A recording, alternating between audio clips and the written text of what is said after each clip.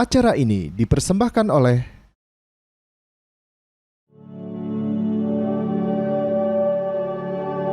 Rumah Sakit Persahabatan sebagai Rumah Sakit Pusat Kesehatan Respirasi Nasional. Kami hadir dengan inovasi pelayanan terbaru, layanan kesehatan respirasi ibu dan anak.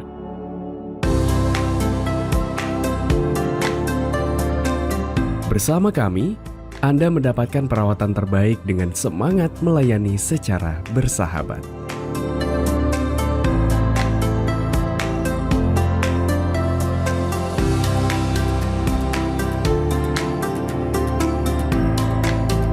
Gedung Layanan Kesehatan Respirasi Ibu dan Anak didirikan melalui hasil dari kerjasama Kementerian Kesehatan Republik Indonesia dengan Islamic Development Bank. Dengan konsep Green Hospital yang modern, sebagai komitmen kami dalam memberikan pelayanan kesehatan respirasi ibu dan anak yang paripurna serta berbasis kenyamanan dan keamanan lingkungan.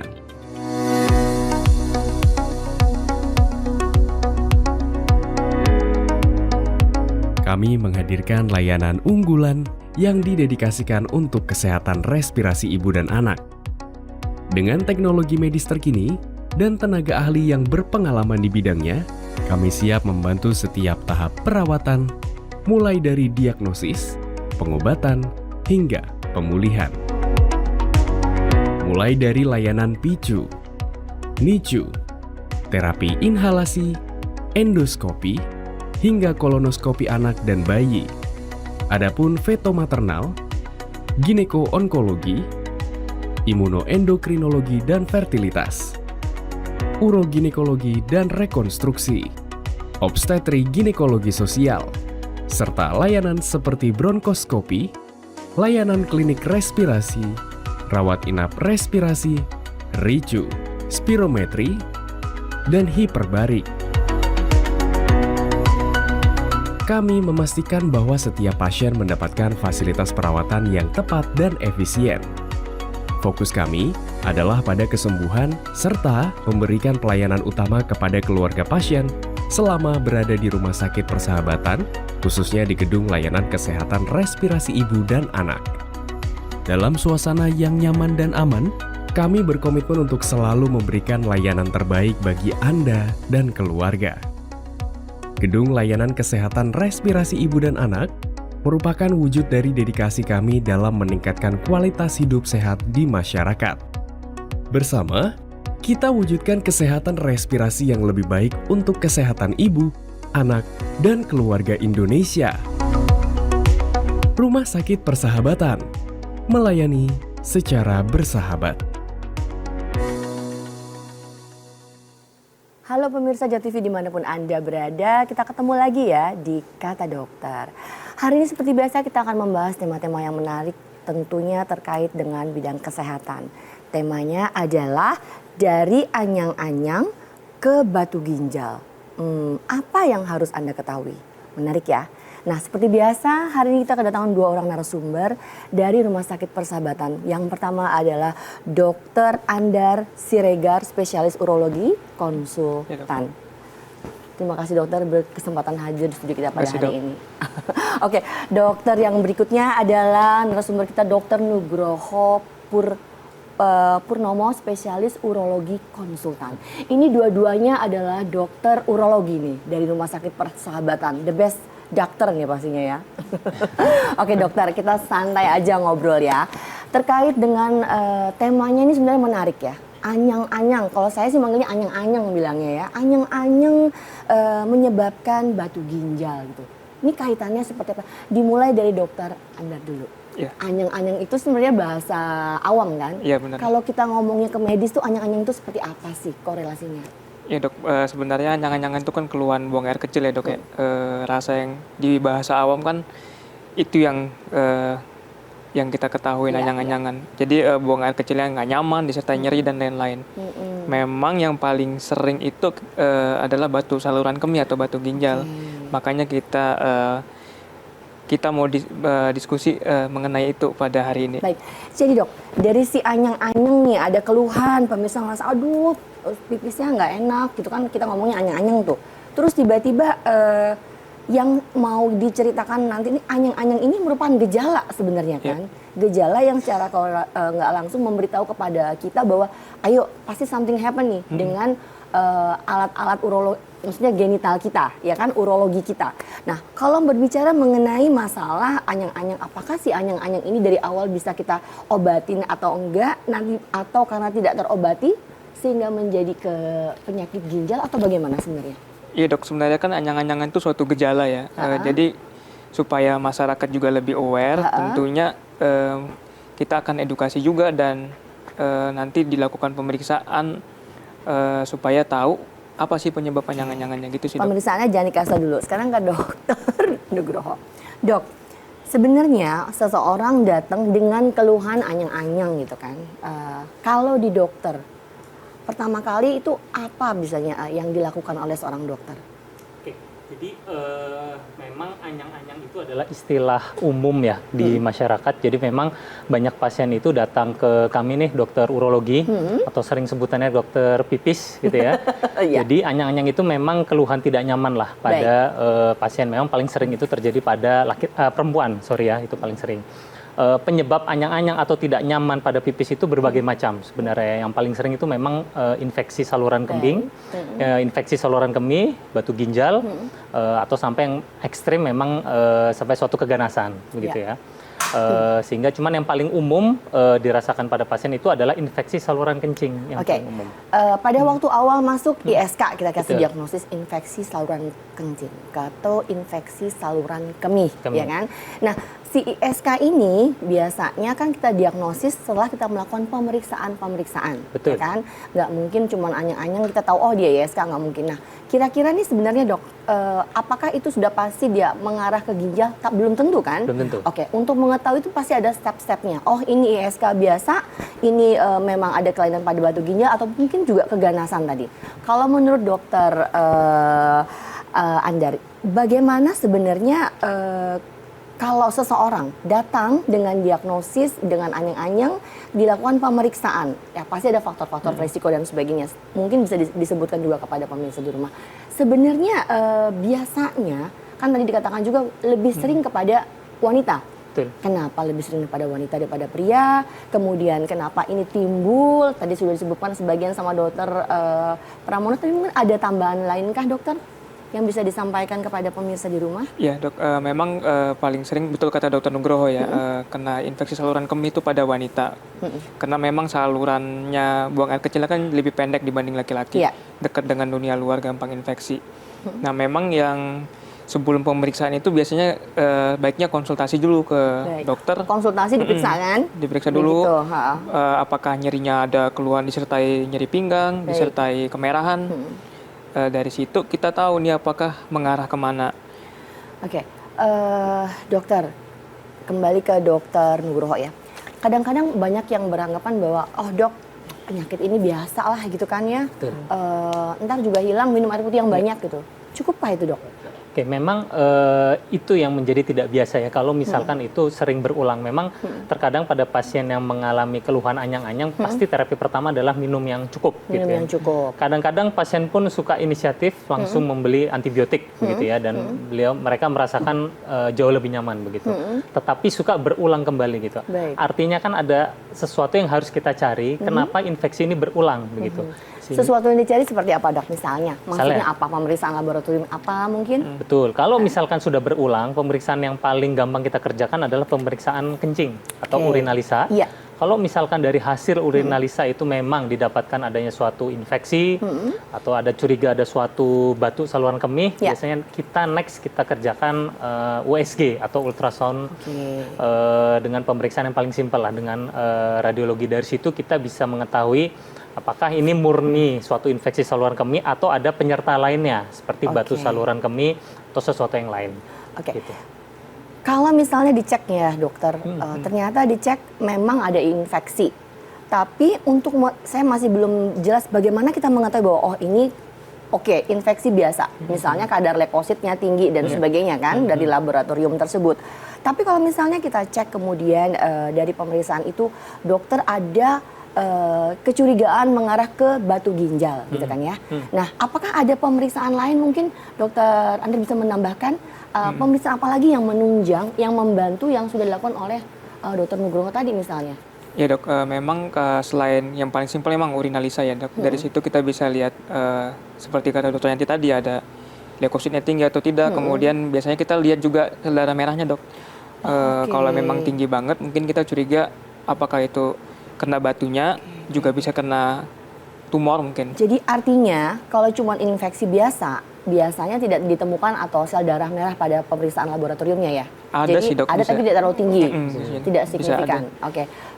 Apakah gejala-gejala biar mungkin pemirsa di rumah juga lebih aware ya dokter? Misalnya datang dengan anyang-anyangan aja, kadang-kadang nggak mau datang nih, minum air putih biasa aja ternyata hilang gitu. Apakah ini juga bisa dianggap sudah oke atau belum? Karena yang menyebabkan itu, apakah itu juga yang menyebabkan seorang bisa terdiagnosis menjadi batu ginjal dari anyang-anyangan ini atau bagaimana dokter? Jadi biasanya memang pasien itu kalau anyang-anyangnya sudah sangat mengganggu, baru dia datang ke dokter gitu. Biasanya apa sih keluhan penyertanya selain anyang-anyang itu adalah satu, kencing berdarah, kemudian yang kedua adalah ada rasa nyeri di bagian daerah pinggang gitu ya. Karena kan organ kencing kita atau organ urologi itu kan dari ginjal, ureter dan kandung kemih. Jadi pasti ada sesuatu tuh di antara organ urologi tersebut begitu. Kalau misalkan pasien itu datang ke kita sudah ada nyeri pinggang, sudah ada kencing darah, kemudian infeksi tidak nyaman pada saat berkemih, biasanya selain urinalisa kita harus pastikan apa penyebabnya sehingga itu berulang terus menerus gitu. Kalau misalkan memang dari ada USG itu ditemukan adanya suatu batu saluran kemih, baru nanti kita treat tergantung dari ukuran dan lokasinya. Oke, jadi lab dulu, hasil lab menentukan apakah seseorang itu infeksi biasa atau ada kecurigaan ke arah batu ginjal atau mungkin ke arah kecurigaan keganasan. Kemudian lanjut dengan pemeriksaan USG dan sebagainya, lanjut dan lain sebagainya. Oke, sekarang ke dokter Anda. Kalau di Rumah Sakit Persahabatan sebagai dokter urologi pasti sering melihat banyak kasus-kasus di sana. Nah, terkait si anyang-anyang ini nih, Dok, pernah nggak menemukan kasus-kasus yang mungkin ya agak-agak jarang terjadi atau mungkin juga datang dalam keadaan sudah sangat terlambat? Dan ini bagaimana? Apakah penanganannya? Mungkin apa yang bisa mungkin dokter ceritakan kepada pemirsa di rumah untuk menarik bahwa, ayo jangan segan-segan untuk memeriksakan kesehatan walaupun gejalanya sekecil apapun juga. Ya dok, terima kasih dok. Memang kan di Rumah Sakit Persahabatan kan rumah sakit rujukan ya dok. Biasanya kasus yang datang kita kan memang sudah yang kompleks dan sudah tinggi levelnya ya. Dok. Jadi biasanya sih memang sudah pasien itu datang dengan keluhan udah disertai dengan darah, nyeri pinggang yang hebat sampai ada gangguan fungsi ginjal pada pasiennya dok. Mungkin yang perlu di masyarakat lebih aware itu ya kalau udah ada gangguan buang air kecil tanpa disertai nyeri pinggang pun ya sebaiknya diperiksakan ke dokter sih dok. Diperiksakan ke dokter, diperiksa juga, dilakukan tindakan. Seperti apa tindakannya? Nanti kita kembali lagi pemirsa, jangan kemana-mana, tetap di Kata Siapa? Kata Dokter.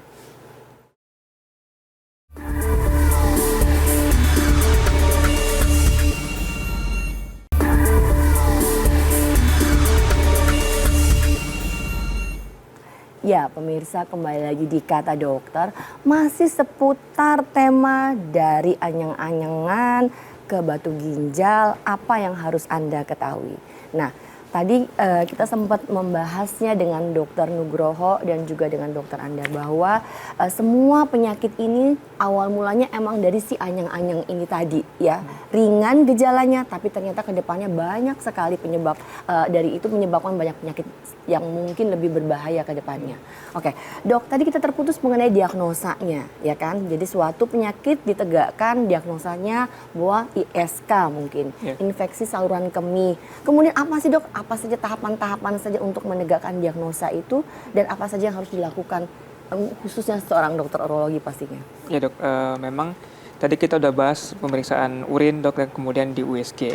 USG itu kan tanpa radiasi ya dok ya? Nah nanti setelah itu jika memang ada kecurigaan sesuatu baru kita naik tingkat lagi. Di Persahabatan itu kita ada CT scan, kemudian ada MRI untuk mengetahui karena kalau khusus batu dok ya itu standar bakunya kan memang CT scan. Jadi dari CT scan kita bisa tahu lokasi presisinya di mana, tingkat kekerasan batu juga kita tahu. Oke, Dan jadi bisa diukur gitu dok. dengan alat tersebut kita Iya. bisa tahu lebih detail seberapa besar batu tersebut Iya. dan memang sudah mengarah ke arah yang baik atau tidaknya bisa kita ketahui. Nah, kita tahu di Rumah Sakit Persahabatan itu juga banyak sekali alat-alat medis ya kan. Saya yakin bukan satu itu saja yang bisa dilakukan oleh para dokter urologi yang hebat-hebat seperti dokter-dokter ini. Jadi kira-kira mungkin Dokter Nugroho bisa memberikan penjelasan bahwa di Persahabatan itu ada apa saja sih, alat-alat apa saja yang mungkin khusus untuk urologinya? Oke, tadi kan Dokter Andar juga sudah bilang ya kalau Rumah Sakit Persahabatan itu adalah rumah sakit rujukan ya atau tipe Baik. A. Artinya pasien-pasien yang datang ke kita itu adalah sudah ke rumah sakit di sekitar Jakarta Timur dan pengobatannya tidak berhasil sehingga dia dirujuklah ke Rumah Sakit Persahabatan. Baik. Bisa juga karena fasilitas di rumah sakit yang di bawah kita tipe B atau tipe C itu tidak selengkap di Rumah Sakit Persahabatan. Iya. Nah, kalau tadi Dokter Yanti memang membahas anyang-anyangan, itu kan memang sangat luas sekali ya. Dan di kita itu juga kebanyakan anyang-anyang itu juga bisa diderita oleh pasien yang laki-laki bahkan atau pada yang usia lanjut. Kadang-kadang kita juga mengarah ke kasus prostat juga kadang-kadang. Nah, kebetulan di Rumah Sakit Persahabatan itu kita ada pemeriksaan itu yang namanya MRI prostat ya. Jadi pasien datang awalnya dengan keluhan anyang-anyang laki-laki usia tua. Pertama kita periksa urinalisa, kemudian biasanya kita paketkan dengan pemeriksaan PSA juga. Baik. Oke, itu adalah penanda awal untuk adanya suatu keganasan pada prostat. Nah, apabila PSA itu memang ada peningkatan, artinya kan kecurigaan suatu keganasan. Betul. Nah, di Rumah Sakit Persahabatan itu kita juga ada fasilitas untuk mengerjakan MRI prostat namanya. Oke. Nah, dari MRI Magnetic Resonance Imaging. Imaging, betul Oke. sekali. Jadi dengan MRI itu kita akan jelas memastikan adanya keganasan atau tidak pada prostat tersebut. Sehingga next plan-nya adalah apakah ini perlu dilakukan biopsi atau tidak. Oke. Seperti itu. Jadi satu terjawab bahwa kalau untuk karena rumah sakit rujukan pasti yang diterima di Rumah Sakit Persahabatan biasanya kasus-kasusnya sudah cukup berat dan memang harus memerlukan alat-alat yang cukup canggih ya. Dok, kalau melihat dari ini apakah dari hasil selama praktek mungkin selama ini pasien-pasien yang datang itu kalau dilihat bagaimana? Apakah tingkat kesadarannya masih cukup ada atau kurang sehingga kasus-kasusnya banyak berkembang di bagian urologi ini atau bagaimana Dr. Andri? Ya dok, memang yang sepertinya kesadaran masyarakat itu masih sangat kurang ya dok ya. Biasanya yang datang itu ya walaupun dia udah menderita lama tapi karena masih misalnya masih bisa buang air kecil nih pada pasien-pasien prostat tuh biasanya nggak mau berobat. Sampai pasiennya udah nggak bisa buang air kecil lagi atau ada keluhan tambahan seperti batu di kandung kemihnya baru dia datang. Oke. Kalau ini termasuk dalam pemeriksaan tadi itu termasuk dalam metode-metode diagnostik ya yang sudah kita lakukan. Ya benar. Oke. Pada pasien-pasien dengan mungkin ke arah gejala keganasan ya mungkin ya. Biasanya apakah ada misalnya grade tertentu dari keganasan tersebut yang menentukan prognosis daripada pasien ini. Ya, benar. Nah, biasanya grade berapa ke berapa nih yang masih kita kategorikan oke mungkin masih atau mungkin dari awal kalau sudah masuk keganasan di urologi prognosisnya nggak baik gitu gimana? Ya dok, seperti tadi sempat disinggung Dokter Nugroho dok ya, di Persahabatan tuh kita punya teknologi yang untuk biopsi prostatnya itu fusion namanya, menggabungkan MRI dengan imaging USG agar lebih presisi ngambil di mana lokasi tumornya di prostat pada laki-laki. Baik, jadi artinya urologi Persahabatan paling banyak menerima kasus keganasan khususnya prostat ya? Ya itu salah satunya sih dok. Oke, betul. Dokter Nuk, selain prostat apa lagi? Oke, jadi kalau kita ngomong keganasan pada urologi itu sebenarnya luas sekali ya. Kalau kita ngomong urologi itu kan artinya adanya organ buang air organ saluran kemih pada manusia laki dan perempuan. Satu dari atas itu adalah ginjal ya, ginjal kanan kiri, ureter kanan kiri, kandung kemih dan uretra. Suatu keganasan pada urologi itu artinya ya dari atas sampai bawah itu. Kita kasus yang kebanyakan dikonsulkan atau dikirim ke kita itu satu tumor ginjal, tumor kandung kemih, kemudian CA prostat ya. Dan untuk deteksi awal yang bisa kita kerjakan untuk mendiagnosa tersebut adalah dengan CT scan gitu. Jadi, ini deteksi dini ya dok? Betul. Oke, baik. Betul. Jadi bukan deteksi dini sebenarnya. Jadi kalau pasien sebenarnya datang ke kita itu kan kadang-kadang tuh sudah dikerjakan minimal sudah dikerjakan USG minimal. Betul, karena kan betul. USG itu hampir semua rumah sakit itu punya. Ya. Jadi dari hasil USG itu kita lihat oh ini suatu kecurigaan, suatu keganasan, masih curiga. Baik. Akhirnya next step-nya apa? Next step-nya adalah kita kerjakan CT scan. Baik. Tuh, dan CT scan kebetulan di Rumah Sakit Persahabatan itu CT scan-nya cukup presisi sehingga kita bisa mendiagnosa tadi. Ini misalkan tumor ginjal, oke tumor ginjal ini grade berapa? 1, 2, atau 3, 4 dan Jadi CT scan-nya itu bisa menentukan derajat keganasannya. Oke. Dan itu yang akan menentukan terapi selanjutnya. Apakah perlu cukup dengan obat saja misalkan, atau memang harus sampai operasi, atau ya terapi selanjutnya kalau memang apakah harus sampai masuk tahap paliatif atau bagaimana? Anyang-anyangan ini jadi banyak ya, bisa prostat menjadi penyebab mungkin gejala ini awal dari mau terjadi prostat ataupun keganasan yang lain, bisa juga mungkin infeksi dan sebagainya. Jadi satu gejala anyang-anyangan buat pemirsa di rumah juga mungkin nggak boleh menganggap hal ini remeh ya, karena ternyata banyak sekali yang bisa terjadi di belakang. Tadi sempat dikatakan banyak wanita lebih sering mengeluh gejala anyang-anyang. Betul tuh, saya pernah juga ngerasain. Kalau mungkin karena suka nahan-nahan pipis dan sebagainya. Nah, kalau pria kenapa? Kalau pria itu artinya begini, artinya infeksi saluran kemih itu kan artinya ada infeksi. Jadi gini, saluran kencing atau air pipis urin kita itu kan sebenarnya steril dia. Baik. Ya, dia terinfeksi itu berarti ada penyebabnya di situ. Iya. Satu ya bisa ada batu saluran kemih, keganasan, atau misalkan pada pasien diabetes mellitus misalkan ya. Sehingga dari urinalisa itu adanya suatu bakteri atau infeksi. Ya. Nah, apabila ada infeksi di situ, nah itu yang menyebabkan anyang-anyang pada pria. Memang tidak sesering pada wanita ya, karena kan kalau pria kan saluran uretranya lebih panjang ya. Betul. Dan dia jauh dari organ yang lain. Kalau pada perempuan kan di situ ada vagina, ada saluran buang untuk duburnya atau buang air besar, sedangkan pada pria kan lebih jauh sehingga resikonya lebih rendah. Resiko terinfeksinya lebih mudah pada wanita. Betul. Oke, jadi ini juga buat ibu-ibu di rumahnya yang suka nahan pipis, jangan sering-sering ya, karena menyebabkan banyak sekali penyakit di kemudian hari. Dokter, kalau misalnya sudah terdiagnosis, tadi sudah dikatakan oleh Dokter Nugroho bahwa banyak sudah dengan grade-grade yang lanjut. Sedangkan kita tahu udah stadium 1, 2, 3. 1, 2, 3, 4 mana yang mungkin prognosisnya lebih baik, Dok?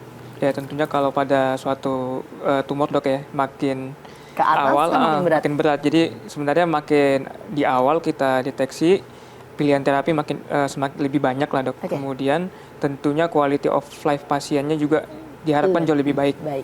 1, 2 diapain dok? Artinya kan prognosisnya lebih baik ya daripada 3, 4 ke atas. Mungkin secara keseluruhan dok ya pada kasus-kasus tumor di urologi kalau memang pada stadium yang awal seperti misalnya kasus tumor ginjal mungkin memang ada pilihan, memang operasi mungkin tidak dibuang semua ginjalnya dok, jadi hanya sebagian. Tentunya jadinya kan kita bisa nyelamatin satu ginjal yang terkena, jadi nggak diangkat semua gitu loh dok. Jadi sebenarnya masa hidupnya juga lebih baik ya. Dengan adanya alat-alat ini juga mungkin bisa disampaikan kepada pemirsa di rumah bahwa jangan takut untuk memeriksakan diri. Ya, keluhan apapun juga harus segera diperiksa, seringan apapun.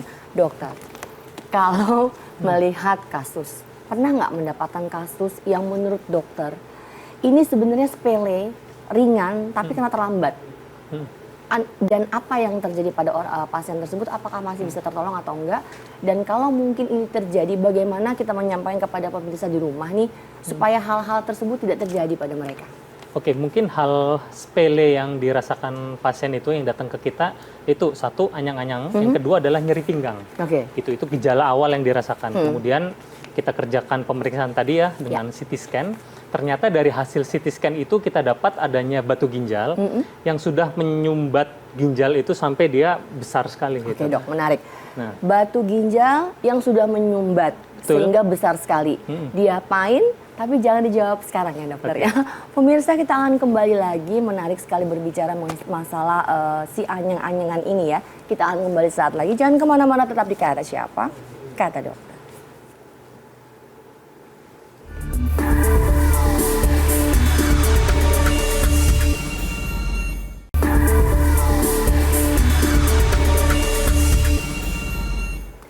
Ya pemirsa, kembali lagi di Kata Dokter. Masih bersama Dokter Andar dan juga Dokter Nugroho. Kita masih bahas seputar anyang-anyang menjadi batu ginjal. Apa yang Anda harus ketahui? Wah, ini judulnya itu sebenarnya lucu, unik gitu ya. Tapi ternyata di balik itu banyak sekali yang harus kita ketahui. Tadi sempat terputus ya, maaf Dokter Nuk. Seseorang dilakukan pemeriksaan kemudian ternyata menjadi lebih besar. Itu apakah ada sumbatan atau karena apa? Terus diapain, Dok? Cerita lagi, Dok. Lanjut lagi, Dok. Lanjut yang tadi ya. Oke. Jadi pasien datang dengan anyang-anyang tadi dan nyeri pinggang tadi kan sudah kita kerjakan CT scan. Baik. Nah, kemudian ternyata dari hasil CT scan itu kita dapatkan adanya batu ginjal dan dia sudah menyumbat ginjal tersebut sampai besar sekali. Gitu. Baik. Jadi bisa dibilang memang datang ke kita itu sudah terlambat ya. Artinya dengan ginjal yang sudah sebesar itu sebenarnya sudah tidak bisa kita selamatkan lagi ginjalnya. Sehingga kita putuskan untuk kita angkat ginjalnya tersebut. Satu sisi saja gitu. Jadi kasus ini adalah kita anggap batu ginjal yang sebelah kiri lah. Dan dia menyumbat ginjal kirinya sampai tidak berfungsi sama sekali untuk ginjal kirinya. Tapi ginjal kanan pasien tersebut masih normal gitu sehingga pasien itu merasanya masih sehat aja karena kencing masih lancar, tidak ada keluhan sama sekali begitu. Cuman kan sayang ya karena datang kita terlambat sehingga kita putuskan kita angkatlah ginjal kiri tersebut begitu. Padahal kalau misalkan pasien itu lebih sadar datang ke kita minimal sumbatan itu tidak terlalu menyumbat ginjal atau ginjal itu masih bisa kita selamatkan, artinya batu ginjal itu yang kita kerjakan atau kita operasi sehingga ginjal kiri itu masih bisa kita selamatkan. Gitu artinya pesannya adalah jangan remehkanlah yang namanya anyang-anyang atau apa namanya nyeri pinggang karena nyeri pinggang, anyang-anyang itu anyang-anyang. hati-hati ya. Karena ujung-ujungnya ternyata sampai angkat ginjal gitu sehingga itu yang artinya saya juga harus memeriksakan itu. Betul. Oke, ke dokter terima kasih tadi bagus banget Dok. Saya memang kadang-kadang melihat bahwa orang tuh hal-hal sepele aja kita tuh merasa nggak apa-apa lah itu biasa penyakit kurang minum aja minum ternyata bertahun-tahun mungkin dia menahan nyeri di pinggang, sering anyang-anyang hilang timbul. Nah datang sudah dengan keluhan yang lebih berat dan lebih lanjut mungkin bisa berakibat keganasan dan sebagainya. Oke, Dokter Andar. Kita tahu di Rumah Sakit Persahabatan itu banyak sekali pelayanan-pelayanannya. Karena kan memang dia salah satu rumah sakit yang memang rumah sakit rujukan dari semua rumah sakit yang ada khususnya di wilayah Jakarta Timur. Saya juga tahu bahwa di sini ada seperti program pelayanan terpadu untuk menghandle bagian orang-orang yang memang mengalami keluhan daripada apa itu pokoknya terkait dengan urologi deh gitu. Nah sebenarnya bagaimana sih, apa sih programnya biar pemirsa juga tahu apa saja sih yang dilakukan rumah sakit ini dengan program layanan terpadunya ini sehingga mungkin ternyata Rumah Sakit Persahabatan itu bisa menghandle kasus seperti ini. Silakan. Ya Dok, di Persahabatan itu sebenarnya kita punya layanan urologi center Dok ya yang terpadu tadi. Urologi center. Wow. Dok, jadi di situ itu kita layanannya one stop service sebenarnya. Nah, jadi misalnya kayak tadi Dokter Nugroho mention tentang CT scan, untuk seperti perempuan dan laki-laki yang anyang-anyangan itu kita di luar keluhan batu dan lain-lain, biasanya ada gangguan kandung kemihnya Dok. Kandung kemih itu kan fungsinya buat nampung dan memompa itu Dok. Betul. Nah di situ kita ada alat namanya urodinamik, video urodinamik. Video urodinamik. Apa itu alat itu Dokter? Jadi alatnya itu nanti ada selang kecil masuk ke dalam kandung kemih memang ada sensor komputer. Sakit nggak? Nggak sakit sih Dok, nanti ada. Ini kenapa? Masyarakat kan suka takut kan? Ini perlu nggak sakit ya. Nggak sakit, jadi satu dimasukkan selang kecil tetapi tidak nyeri. Pasti dokter-dokter sudah memikirkan analgesiknya dan sebagainya. Lanjut Dok. Nah dari situ nanti kita tahu Dok fungsi kandung kemihnya udah seperti apa. Itu pemeriksaan yang sangat objektif. Jadi supaya apa Dok kita lakukan pemeriksaan itu supaya terapinya juga nggak salah. Jadi nggak asal operasi, ternyata nanti setelah operasi masih ada keluhan pasiennya. Misalnya pada pasien-pasien laki-laki dengan keluhan prostat. Nah dari situ kita tahu, nggak hanya laki-laki juga perempuan Dok. Nah selain diagnostik itu, kita juga punya layanan buat wellness-nya laki-laki nih Dok. Diapain? Gimana tuh wellness-nya? Itu kayak ya keluhan ereksi, disfungsi ereksi pada pria, bapak-bapak gitu Dok. Nggak apa-apa Dok, ini kan acara dokter ya. Nanti di sana kita punya alat ESWT namanya dengan gelombang shockwave yang rendah agar keperkasaan si laki-lakinya bisa membaik dengan alat tersebut. Ini tema yang oke, sometimes kita mesti angkat ya, karena memang beberapa orang itu suka malu untuk memeriksakan hal-hal tersebut. Jadi di sini juga dokter-dokter men-share kepada pemirsa di rumah, jangan ragu untuk memeriksakan diri seringan apapun permasalahannya. Oke, tadi sudah disampaikan bahwa sebenarnya ini program pelayanan terpadu. Jadi dari awal diperiksa, dilakukan tindakan, kemudian diobati, dan terakhir diterapi lain-lainnya. Sehingga betul-betul menghasilkan pasien itu betul-betul sembuh paripurna gitu ya. Oke, angka keberhasilan selama ini banyak nggak? Dokternya tetap. Kalau pada kasus-kasus batu ya memang dok dengan alat-alat yang kita punya ya, dan tergantung case lah dok. Batu case oke ya? Case by case kan berbeda dok ya, tapi dengan alat-alat yang kita punya sih kita itu selalu mentargetkan angka bersih batunya itu 99% sih dok. Wow. Harapan kita, tapi ya tentunya kasusnya sangat kompleks, mungkin kita nggak bisa selesai satu kali tindakan, bertahap jadinya. Oke, jadi satu lagi yang bisa kita angkat bahwa kasus mengenai batu ginjal itu sebenarnya memang kasus yang menarik sekali ya. Dan ternyata dengan adanya pemeriksaan yang pelayanan terpadu ini, banyak kasus-kasus yang terobati, ya kan? Dan bisa mencapai hasil 99%.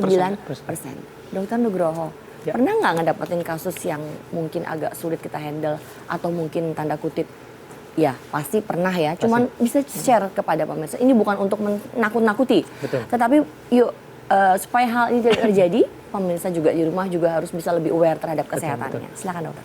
Jadi betul tingkat keberhasilan pada pasien itu berbeda-beda ya pasien, dan tergantung dia sampai ke kitanya itu sudah sejauh mana gitu ya. Kalau misalkan memang kasus ya kebetulan ke kita pasti kasusnya batu-batunya sudah kompleks ya.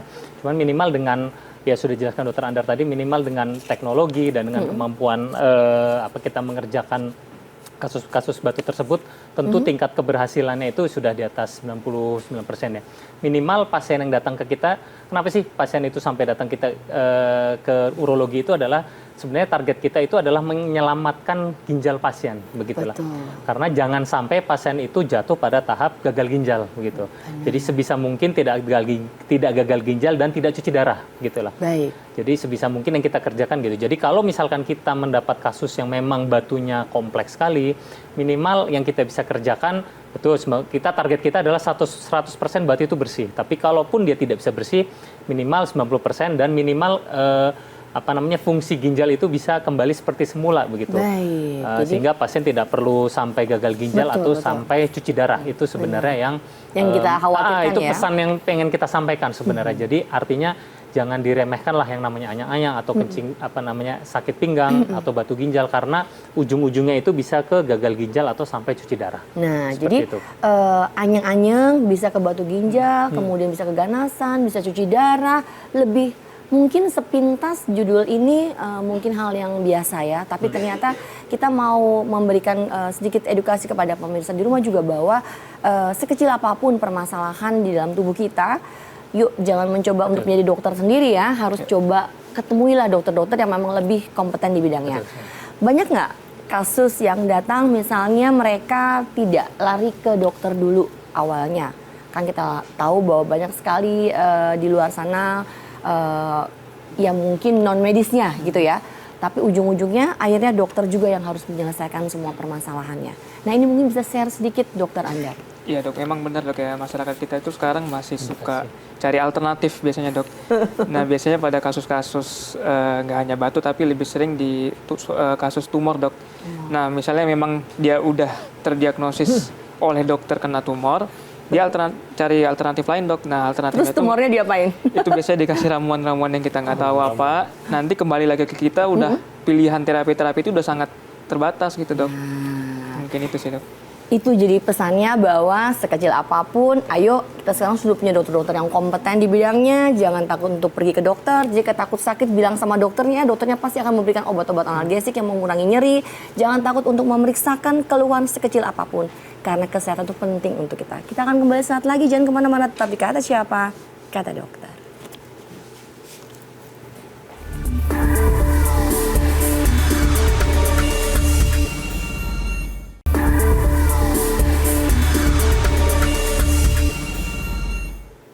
Ya pemirsa, kembali lagi di Kata Dokter. Masih seputar dari anyang-anyang ke batu ginjal, apa yang harus Anda ketahui. Itu tema kita tadi ya. Dan tadi masih bersama Dokter Nugroho dan juga Dokter Andar. Kita bahas seputar ada batu ginjal, ada juga prostat dan sebagainya. Karena itu memang dua penyakit yang memang kita bicaranya bolak-balik di urologi, ya kan? Dok, terkait dengan si bagian urologi ini kan, pasti banyak sekali yang harus kita sampaikan kepada pemirsa di rumah. Terkait dengan mungkin teknologi-teknologi apa lagi yang bisa membantu mereka-mereka yang memiliki gejala. Tadi kalau ginjal sudah dijelaskan sama Dokter Nugroho. Untuk prostat ini nggak kalah penting kan soalnya. Silakan dokter. Ya dok, sekarang yang kita sedang kembangin di persahabatan dok adalah pada bapak-bapak yang ada gangguan buang air kecil, prostatnya itu kita nggak, kalau mungkin masyarakat pernah dengar dikerok prostatnya dok.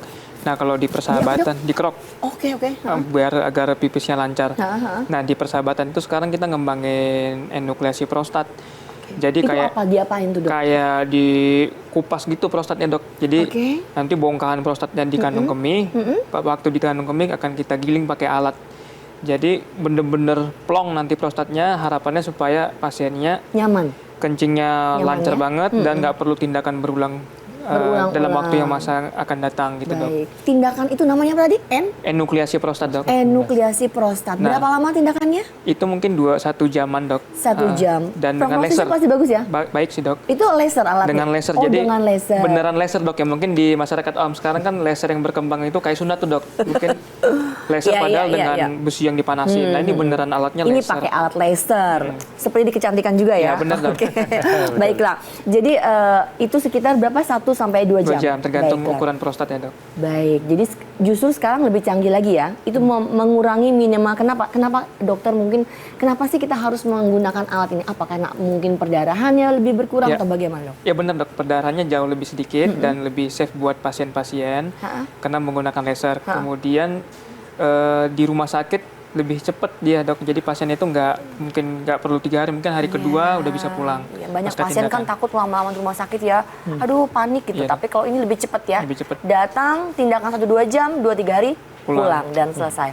Wow, tindakannya Enukleasi prostat dok. enukleasi prostat. prostat. Ingat ya pemirsa, enukleasi prostat. Cari dokter Andar sama dokter Nugroho. Oke, dokter Nugroho, kita ngomong masalah ini pada orang dewasa ya. Kenapa saya ingin bertanya kepada dokter Nugroho? Saya punya anak juga pernah kena keluhan seperti itu dan sudah memeriksakan dengan detail. Memang ternyata itu betul karena kurang minum saja itu buat anak cowok itu berbahaya. Apakah ini pada kan remaja kalau anak saya? Apakah pada anak-anak usia di bawah 15 tahun atau mungkin di bawah pertengahan itu sering nggak menemui kasus-kasus seperti itu? Kadang-kadang kita tahu biasanya keluhan tuh pada orang dewasa aja tuh gitu. Gimana? Oke, jadi itulah di Rumah Sakit Persahabatan itu kan kita memiliki yang namanya urologi center ya. Urologi center. Nah, jadi urologi center itu sebenarnya itu terdiri dari kita 5 orang ya, 5 orang urologi. Kebetulan saya dan dokter Andara adalah subnya bagian onkologi. Kemudian ada dokter Dodi bagian andro. Baik. Dokter Andika dia bagian fungsional dan ada satu lagi dokter Hendy ya. Dia subnya itu adalah urologi di pediatrik. Oke, gitu. jadi kalau ngomong sub biar pemirsa ngerti nih, Betul. udah ambil dokter, terus sekolah lagi nih pemirsa, ambil spesialis, dia sekolah lagi ambil sub tuh 3. Jadi lengkap nih detail dokter-dokternya semua, ya kan? Betul. Oke, lanjut Jadi Dok. beberapa kasus yang sering kita terima di Rumah Sakit Persahabatan itu juga kasus anak-anak gitu. Jadi simple kasusnya. Jadi kebanyakan memang kita dapatnya dari konsul dari dokter anak ya. Jadi dari hasil pemeriksaan pipisnya itu anak-anak tuh umur 1 tahun ya dok ya. 1 tahun, 2 tahun itu ditemukan adanya infeksi saluran kencing. 1 tahun, 1 tahun, 2 tahun infeksi. Sudah ada infeksi saluran kencing. Sudah diobati dengan antibiotik tapi tidak ada perbaikan terus-menerus gitu. Karena kan infeksi saluran kencing pada anak itu cukup menjadi perhatian ya. Karena kan ditakutkan bisa menghambat pertumbuhannya. Iya, betul. Setelah itu kita kerjakan USG, dan kita kerjakan CT scan, memang ada kelainan sumbatan pada saluran kencingnya gitu. Kalau di kasus yang sering kita terima itu kasus namanya itu pujo ya, atau saluran kencing sumbatan di daerah ginjalnya di atasnya. Itu bawaan lahir itu. Oh, oke, genetik Begitu. ya? Genetik, Oke, jadi dia oke. ada sumbatan di situ sehingga aliran, jadi kencing itu kan diproduksi dan dibuang begitu ya normalnya. Nah ini karena kasus kelainan genetik ada sumbatan di situ sehingga air kencing yang harusnya dikeluarkan dia tertampung di situ gitu. Oke. Dok, ini agak bingung saya. Ya. Jadi pada anak-anak kan dia belum bisa nih 1-2 tahun aku anyang-anyangan, nggak bisa bilang dong ya kan. Betul. Nah 1-2 tahun ini kita tandai dengan apa nih biar orang-orang yang punya anak kecil apakah memang dia punya kelainan pada ginjal atau enggaknya? Misalnya apa? Kalau dilihat pipisnya terputus-putus gitu atau bagaimana, atau mungkin ada dia suka teriak-teriak nyeri, sakit hebat atau bagaimana, Dok? Memang kalau anak itu agak sulit ya mendiagnosanya ya. Kalau kadang-kadang itu demam yang paling sering. Cuman kalau demam itu sebenarnya sudah agak terlambat ya karena kan sudah terjadi infeksi. Atau pipisnya yang kita lihat, pipisnya dia menangis atau tidak gitu ya. Kalau menangisnya pipis, kita curigai lihat ada infeksi. Terus kemudian kita lihat kualitas air pipisnya juga. Kalau misalkan memang air pipisnya keruh, yang normal itu kan bening ya, kekuning bening lah. Cuman kalau misalkan dia keruh sekali atau dilihat kok ada seperti benda-benda keras atau seperti ada bekuan-bekuan, nah itu sudah kita curigai itu adanya infeksi saluran kencing, sehingga perlulah kita pemeriksaan lanjut. Yang paling gampang ya tadi USG, itulah yang paling simpel gitu. USG. Pada anak-anak juga dilakukan USG? Betul, kalau misalkan sudah terjadi infeksi saluran kencing, kita berikan antibiotik tidak ada perbaikan, langkah selanjutnya kita kerjakan USG tersebut. Gitu. Nah dari hasil USG itu yang nanti kita selanjutnya akan menentukan nih, kalau misalkan memang derajatnya, mungkin derajatnya ada tertentu ya. Kalau derajatnya ringan ya mungkin kita observasi dengan antibiotik. Obat saja. Tapi kalau memang derajatnya lanjut dan harus kita kerjakan tindakan operatif ya kita kerjakan. Pada anak 1-2 tahun nggak bisa tunda ya, Dok ya, tetap harus dilakukan tindakan apalagi operatif. justru masih usia dini, semakin cepat kita kerjakan semakin baik gitu. Jadi Karena infeksi saluran kencing pada anak itu juga suatu perhatian ya, jangan sampai menghambat pertumbuhan anak ini tersebut. tambahan lagi ilmu buat kita ya. Jadi kalau anak-anak mengatakan mungkin kalau 1-2 tahun kan nggak bisa cerita, "Mapa, aku anyang-anyangan," atau nggak bisa pipis. Tapi orang tua harus lebih aware ya. Lihat kalau dia mulai pipisnya sedikit, mungkin terputus-putus, mungkin dia rewel, mungkin nyeri atau sakit dan sebagainya, harus cek ke dokter. Dok, semua sama, mau dia anak-anak, dewasa, remaja, tindakannya sama. Kalau sudah terjadi penyakit dan sebagainya pasti sama. Dilakukan tindakan pasti dikatakan sekarang ada yang tren, wah itu tindakannya tenang dok, tindakannya minimal invasif kok gitu. Apa ya minimal invasif itu? Dokter Anda? Ya, minimal invasif itu dok sebenarnya ini dok ya, mungkin kita berubah dari operasi terbuka yang sayatannya gede-gede, kan dokter bedah dok ya, berubah menjadi yang sangat kecil sampai sama sekali nggak ada sayatan. Nah itu mungkin yang kita punya di persahabatan, alat-alatnya itu untuk kayak seperti kasus-kasus batuk. Pada kasus-kasus tertentu kita bahkan nggak perlu operasi dok, nggak perlu ada luka sayatan sama sekali. Bahkan di batu, di saluran kemih, di ginjal itu juga kita ada namanya alat RIRS, nanti dihancurin dengan laser alatnya. Keren, ini saya sudah dengar tuh. Jadi nggak perlu takut kalau dulu ada batu di perutnya dibuka ya, diambil batunya gitu kan. Kalau kita ngomong secara awam. Sekarang nggak, dengan perlukaan minimal yang cukup alat itu masuk saja katanya supaya untuk menembak langsung kepada batunya. Nah si batunya udah dihancurin lewat mana keluarnya? Nah itu memang bener dok. Jadi di masyarakat Ya kan? yang Maksudnya gitu dong. habis operasi itu selesai operasi, pasiennya nanya batunya mana dok? Kayak saya nggak dioperasi kayaknya gitu. Padahal pertanyaan saya sama ya kalau gitu. Batunya kita hancurin dengan laser itu sampai serpihan seperti kecil banget dok. Jadi nggak ada yang bisa kita kasih lihat ke pasien. Baik, jadi jangan dibilang kalau udah dioperasi di persahabatan terus ke batunya nggak ada. Katanya ada batu dok, tapi ternyata batunya nggak. Jadi pemirsa udah dioperasi dengan laser, pada saat penembakan batu yang besar itu akan hancur. Dibuat sehalus mungkin ya dok, supaya dia keluar melalui seperti biasa lubang pembuangan kita semuanya. Tetapi tidak bisa ditunjukkan kepada pasiennya lagi. Oke, terapi invasif. Terapi invasif artinya tetap sedikit diberikan kepada pasien, maksudnya tidak ya kalau di bagian laparoskopi mungkin gitu ya, seperti itu ya, dibuka, kemudian sekarang udah nggak mau lagi orang dibuka gede, nggak mau, sekarang laparoskopi kecil aja. Begitu juga dengan urologi menggunakan teknik tadi, bahwa ini semuanya dilakukan seminimal invasif mungkin dengan tujuan bahwa kita mengurangi faktor resikonya. Apa yang terjadi jika kita harus juga menjelaskan kepada pemirsa di rumah hal-hal yang akan terjadi, misalnya walaupun dia minimal invasif, pasti ada sedikit-sedikit ya. Kita harus jujur juga bahwa ini mungkin kemungkinan terjadi A, B, C, D, F, G, tapi pasti seminimal seringan mungkin. Bagaimana Dr. Nugroho? Jadi terapi minimal invasif itu ya bukan berarti yang operasi tanpa resiko ya dok ya. Semua pasien yang memang kita diagnosa dan kita rencanakan untuk tindakan, apapun itu yang mau laparoskopik ataupun tindakan endoskopik, pasti kita lakukan yang namanya toleransi operasi terlebih dahulu gitu ya. biasanya dengan dokter penyakit dalam, dengan sejawat penyakit jantung, dan sejawat dokter biusnya begitu. Baik. Kalau misalkan secara toleransi operasinya sudah baik, ideal untuk tindakan, baru kita kerjakan tindakan tersebut gitu. Oke. Keunggulannya apa sih minimal invasif itu dibandingkan yang zaman dulu ya, yang dengan terbuka ya tentu satu operasinya lebih cepat lah kita kerjakan. Lukanya Recovery-nya berapa lama tuh? recovery-nya tergantung case by case ya dok ya. Cuman rata-rata sih 2-3 hari pasien sudah Pulang. bisa pulang ya. Wow. Karena kan lukanya minimal sehingga Iya, betul. rawat pasca operasinya nyerinya itu sangat minimal, bisa lebih cepat pulang dan Ini anestesinya seluruh atau setengah? tergantung case by case juga. Kalau misalkan memang tindakan endoskopik biasanya kita setengah badan juga. Kadang-kadang pasien kita ajak ngobrol juga tuh kalau Ya. memang mau melihat monitor, ini kita Ya. tunjukkan ini batunya, Ya, ini betul. sedang kita kerjakan. Tapi beberapa Ya. pasien takut ya. Kalau memang takut ya mau nggak mau kita tidurkan lah karena kan Baik, daripada jadi panik.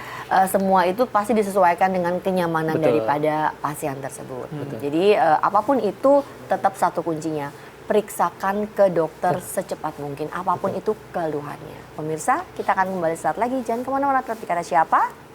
Kata Dokter.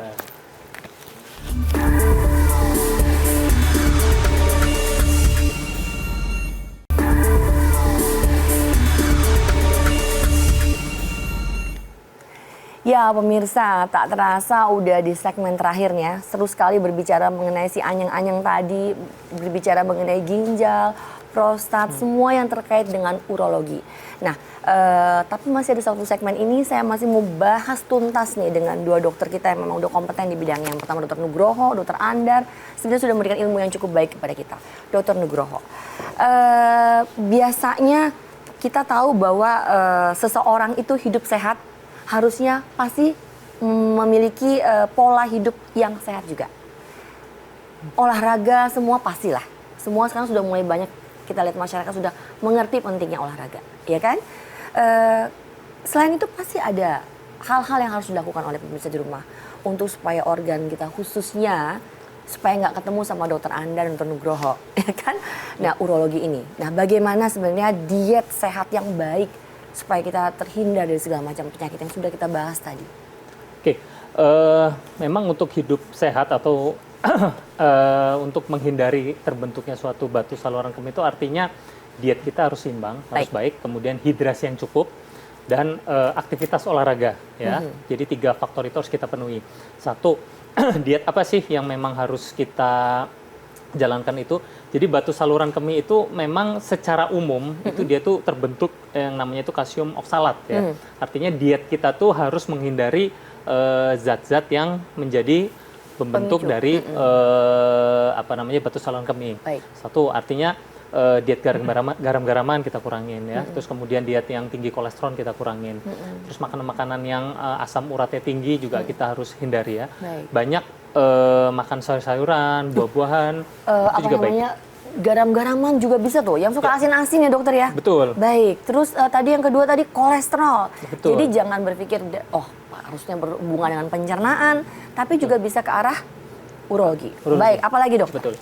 Karena bagaimanapun apa yang kita konsumsi, yang Ya. kita makan itu kan ujung-ujungnya itu akan ke ginjal Tubuh kita gitu. juga. Jadi tugas si ginjal itu adalah menghasilkan air kencing ya. Dan dia kan racunnya itu dibuang melalui air kencing tersebut gitu. Baik. Sehingga mau nggak mau kan tugas si ginjal ini juga tidak boleh terlalu berat ya. Artinya Iya. yang kita konsumsi, yang kita minum juga harus seimbang gitu. Baik. Jadi selain tadi rendah kolesterol, terus kemudian apa namanya asam uratnya juga tidak boleh terlalu tinggi, dan jangan lupa untuk air minumnya juga ya. Artinya kalau dari saya sih yang paling enak tuh air putih ya, udah ya, air Setuju. mineral lah ya. Jadi Setuju. dulu zaman saya sekolah ya mungkin 10 tahun yang lalu rata-rata pasien urologi itu 40 tahun ke atas lah. Semakin kesini semakin saya praktek itu, saya pernah yang paling muda itu sampai umur 17-15 tahun saya pernah tangani. Itu artinya kan SMP Lebih. ya, SMP SMA Betul, ya. betul, SMP. Betul, itu sudah terkena batu ginjal itu atau batu ureter. Sampai harus saya kerjakan tindakan operatif gitu. Menarik ya dok ya. Betul. Jadi artinya ini usianya bukan makin ke belakang Betul. tapi makin maju. Betul. Kena anak-anak remaja. Nah, ini mungkin bisa sedikit dok, share dikit.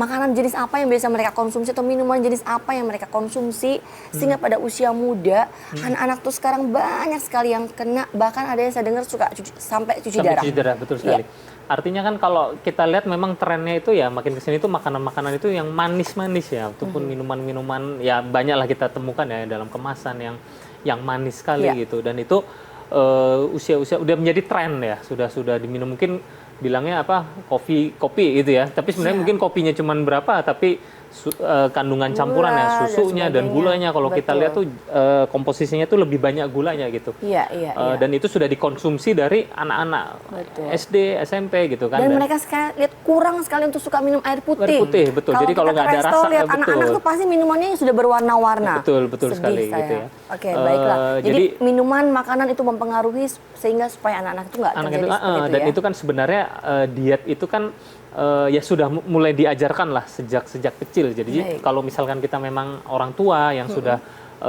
memiliki anak, jadi menurut saya sih memang sudah mulai dibiasakan lah atau Baik. diedukasi lah. Iya, Ya minimal di rumah kita sendiri lah. Jadi minimal jangan terlalu yang manis-manis gitu kita Betul, hindari, betul. karena anak-anak itu kan kalau sudah terbiasa di rumah seharusnya kalau dia di lingkungan luar sudah bisa membatasi diri lah, minimal Betul. bisa tahu batasannya, oh ini diet yang baik, oh ini Iya. diet yang jelek begitu. Peran Seperti orang itu. tua juga mempengaruhi. Betul. Jadi kita orang tua juga harus memberi contoh, ya kan? Kalau nyuruh, ayo Betul. minum air putih yang banyak, tapi mama papanya nggak pernah minum air putih yang Betul. banyak. Jadi kita juga harus minum air putih yang banyak, mereka lihat. Betul. Jadi contoh utama kita juga harus memberi contoh. Baik, kalau melihat, tadi kita bahas masalah batu ginjal nih dok.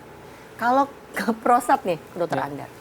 Sebenarnya apakah juga ada diet, apakah berbeda dengan batu ginjal? Kalau di prostat itu ada juga diet-diet khusus yang harus dilakukan bagi supaya tidak terjadi, atau mungkin bagi yang sudah terjadi, apa saja yang harus dilakukan dokter? Ya dok, kalau pada prostat memang kecenderungannya kan pada laki-laki di atas 40 tahun ya, Ya. akan cenderung makin besar ya pada Betul. setiap laki-laki.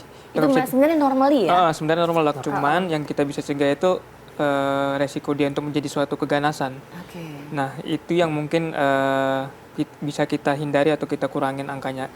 Ya, terutama seperti kata Dokter Nugroho ya, prinsipnya sama. Kita hidup Dietnya sehat. apa tuh dietnya? mungkin ya tetap rendah garam, kemudian daging-daging merah itu ya sebenarnya bukan nggak boleh, tapi ya dibatasin Iya, betul, betul, dan betul. tidak boleh berlebihan. Betul, segala sesuatu yang berlebihan tidak baik. Ya, Betul. yang berlebihan nggak baik. Terus kemudian kayak obesitas itu sebenarnya kan faktor resiko untuk kanker prostat dok. Nah, jadi Obes. dengan begitu kan kita tahu nih pasien tuh harus jaga diet sama pola hidupnya. Pola hidupnya apa, olahraga ya minimal 3 kali seminggu. Kalau sekali seminggu Iya. kan sebenarnya bukan olahraga dok jadinya. Nah, Itu kayaknya satu sekali. Baik, jadi olahraga minimal seminggu 3 kali ya pemirsa. Pola makan, Iya. pola istirahat, dietnya itu maksudnya adalah yang dikonsumsi Iya. oleh kita semua. Baik itu makanan atau minuman, sebaiknya mulai harus kita ya harus memikirkan juga ini usia kita sudah berapa gitu kan. Walau jangan masih muda, jangan selalu berpikir masih muda. Justru dari mudanya udah nggak benar, di hari tuanya nanti banyak Betul. Ya, benar, cerita penyakit yang lain sebagainya. Oke dok, diet sehat yang paling utama pasti air putih dong. Yang bagus kita konsumsi adalah air putih untuk menghindari itu semua. Protein tetap kita perlukan, Ya. telur, ikan, daging, tapi Betul. tidak dalam porsi yang mungkin berlebihan. Dan mungkin yang kadang terlupa adalah cara penyajiannya, ya kan? Kadang kita makan ikan itu kan penting ya. Betul. Tapi kalau mungkin nggak terlalu lama digoreng, nggak terlalu fried gitu kan. Iya. Jadi lebih bagus buat tubuh kita, kolesterolnya juga berkurang sehingga di tubuh juga lebih baik.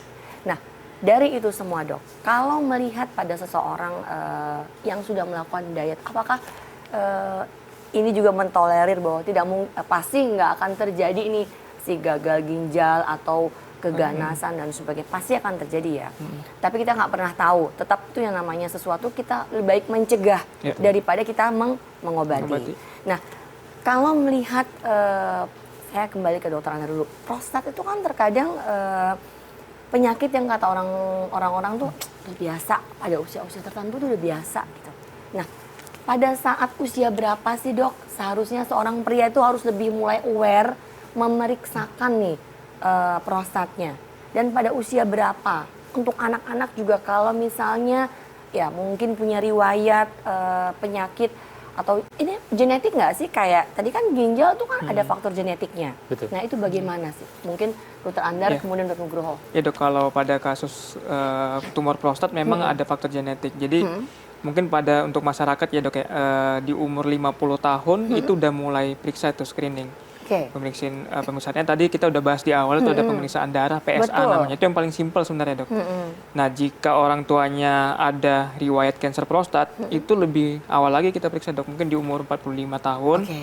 kita Jadi maju. kalau orang tua punya riwayat seperti itu, anaknya juga harus cek pada usia 40? 45 tahun udah 45. mulai periksa. Ya. Baik.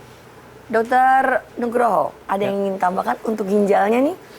Kalau untuk ginjal sih, kalau misalkan memang dari dari usia dari kecil ya memang tidak ada keluhan, dietnya sudah baik sekali. Memang rata-rata tuh umur 40 tahun lah kita udah mulai general check up ya menurut saya ya. General check up tuh kan Welcome to 40 ya. ya itu pemeriksaan standar sih sebenarnya ya, pemeriksaan fungsi ginjal minimal ureum kreatinin kita cek. Fungsi ginjal, ureum kreatinin. Ureum kreatinin, darah lengkap, urinalisa kita periksa, dan kalau udah 40 tahun sih memang USG ya kita periksa lah, itu paling minimal sih. USG udah paling minimal Itu yang paling Nanti simple. kalau untuk ke CT dan sebagainya dokternya akan merujuk. Betul, baik kan? tergantung dari hasil USG Hasil tersebut. USG Kita tersebut. perlu CT scan atau tidak. Dokter Nugroho, mungkin bisa sampaikan ke pemirsa sedikit, mungkin recap sedikit apa yang sudah kita sampaikan dari semua tadi, khususnya ginjal. Karena kalau untuk prostat saya minta Dokter Andar nanti, biar pemirsa juga tahu bahwa ini step-step yang harus dilakukan. Recap sedikit dari semua apa yang sudah kita sampaikan tadi. Oke, halo untuk pemirsa di rumah, mungkin yang mau saya sampaikan adalah sayangilah ginjal Anda ya. Mungkin ginjal itu adalah salah satu organ vital di tubuh manusia. Apapun gejalanya seperti anyang-anyang, sakit pinggang, kencing berdarah, segeralah kontrol ke dokter urologi supaya kita tahu apakah ada penyakit yang menyertainya. Karena prinsipnya semakin kita cegah atau semakin kita terapi sejak awal, hasilnya juga akan semakin baik. Oke, mungkin itu Dokter Yanti. Baik, jadi lengkap semua ya, ginjal sudah dibahas tuntas sama Dokter Nugroho. Sekarang ke Dokter Andar, prostat. Ya dok. Recap juga dok, Ya. dikit biar bisa tahu apa step-stepnya juga. Ya buat para pemirsa di rumah ya, terutama bapak-bapak nih dok, yang Iya. di atas 40 tahun ke atas. Mungkin jika udah ada keluhan buang air kecil, jangan ragu untuk datang ke dokter. Apapun keluhannya jangan dianggap normal, karena tentunya lebih awal kita diagnosis, ketahuan lebih awal, lebih baik buat pasien dan buat dokternya. Jadi pilihan terapi lebih banyak dan kemudian lebih nyaman lah buat pasien nanti. Jangan sampai nanti pada kasus-kasus prostat tuh udah terlambat sekali, kita udah pilihan terapi kita sangat terbatas, tentunya juga nggak nyaman buat pasien nantinya dok. Itu sih. Baik, wah seru banget ya. Kalau bicara begini saya senang banget nih kalau narasumbernya masih muda-muda, jadi enak buat berbicaranya lebih leluasa. Maaf ya kalau Dokter Yanti agak cerewet nih ya, tapi tujuannya kita di sini adalah supaya pemirsa di rumah mendapatkan edukasi yang terbaik.